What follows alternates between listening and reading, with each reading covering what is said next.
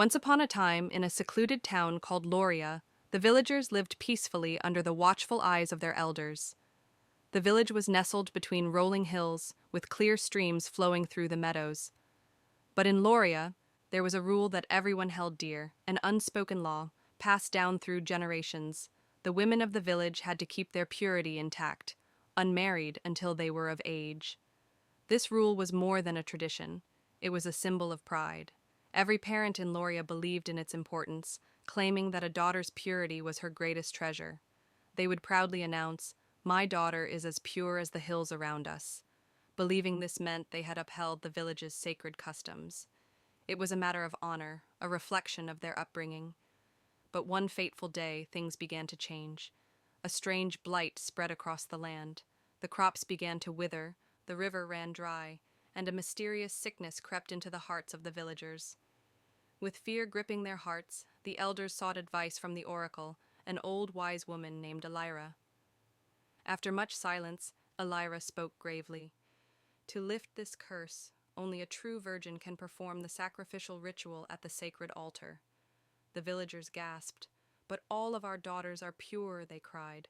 Or so they thought. Elira, with a heavy heart, warned, "You must bring your daughters to the temple for the sacred trial. Only then will the truth be revealed." The following morning, the town square was filled with anxious parents and hopeful girls.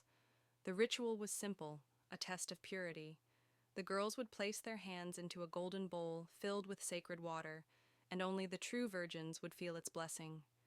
As the line of girls grew, one by one, they dipped their hands into the water. But nothing happened. The silence was deafening. Each girl emerged empty-handed, and the villagers murmured in disbelief. The ritual had failed.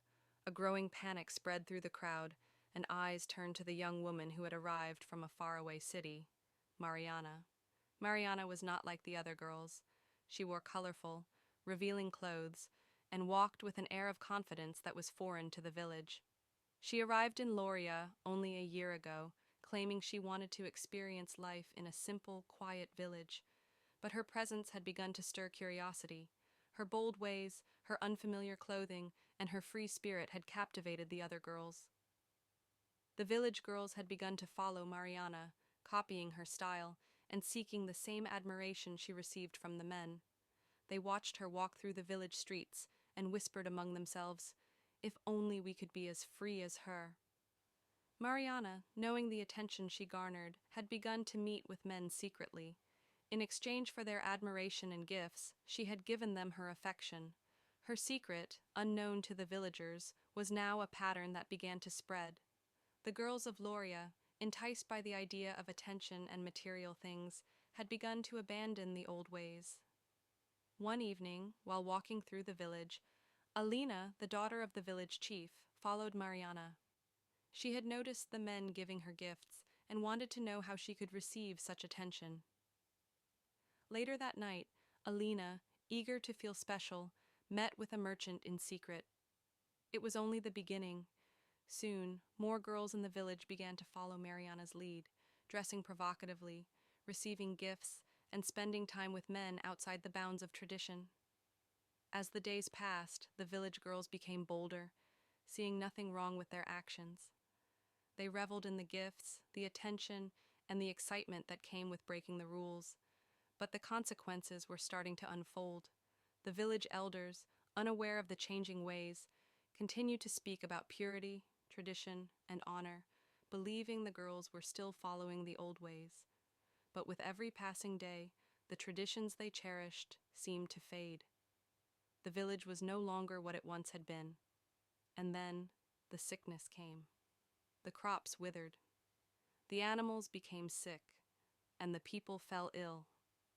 Desperation took over, and the villagers gathered to seek guidance from Elira once again. The oracle told them that the gods were angry, for the purity of the village had been lost. To lift the curse, 2 true virgins must perform the ritual at the sacred altar, but no one in the village was pure anymore. Mariana had unwittingly caused the unraveling of a long-standing tradition. The blame fell heavily upon her.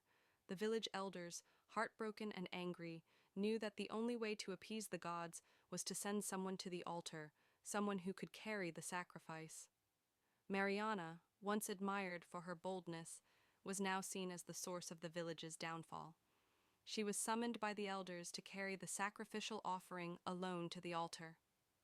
With great sadness and regret, Mariana began her journey. Her walk through thy